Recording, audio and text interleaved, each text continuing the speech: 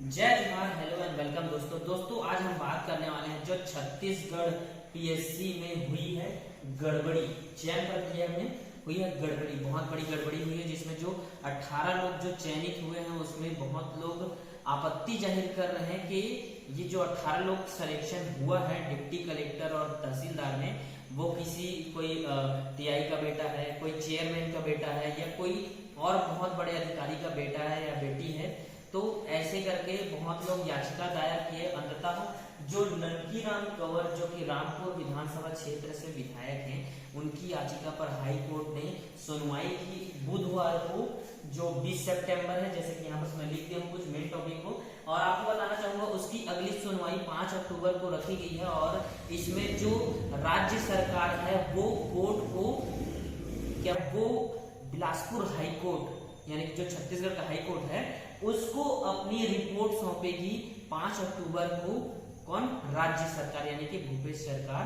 और जैसा कि राज्य सरकार ने कहा है, अगर चयन प्रक्रिया में कोई भी गड़बड़ी हुई होगी तो वो उसके खिलाफ कार्रवाई करेंगे। और जो कोर्ट को ये देखना है कि चयन प्रक्रिया में पारदर्शिता रखी गई थी कि नहीं। तो बहुत ही ज्यादा जो अभी अपोजिशन है छत्तीसगढ़ में बीजेपी, वो इस सीजीपीएससी की जो चयन प्रक्रिया है उसके ऊपर बहुत ही ज्यादा सवाल उठा रहे हैं। इसमें आपको मैं मेन पॉइंट बताना चाहूंगा, जो 18 लोगों के ऊपर आपत्ति जाहिर की गई है उनमें से 3 लोग ज्वाइन कर चुके हैं। और जो 3 लोग ज्वाइन किए हैं उनको कोर्ट ने कहा है, हाई कोर्ट ने कहा है कि वो अपने कार्य जारी रखेंगे अगले आदेश तक। और बाकी जो 15 लोग अभी तक ज्वाइन नहीं किए हैं उनको अभी स्टे लग चुका है उनके ऊपर कि वो अभी ज्वाइन नहीं कर सकते। आपको बताना चाहूंगा, जो एक याचिका दायर की गई थी कि जो नीतीश है वो जो छत्तीसगढ़ पीएससी के चेयरमैन है तोमन सोनवानी, उनके सुपुत्र हैं। तो इसके ऊपर में जो नीतीश के एक अधिवक्ता हैं मातिन सिद्दीकी, उन्होंने हस्तक्षेप याचिका दायर की।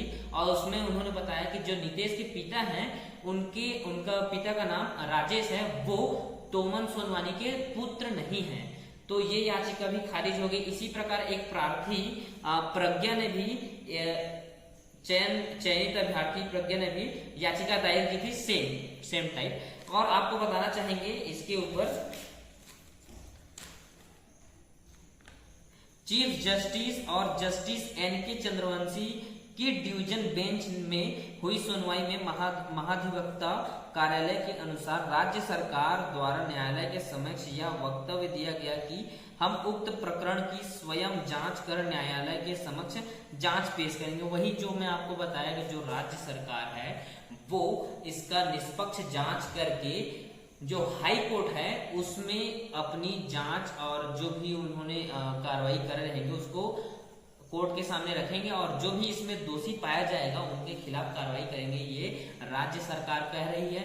आपका क्या कहना है जरूर कमेंट करके बताइए। अगर हमारा वीडियो अच्छा लगा होगा तो इसको लाइक करें, शेयर करें। और अगर आप नए हैं हमारे चैनल में तो प्लीज सब्सक्राइब करें। Thank you so much for watching guys.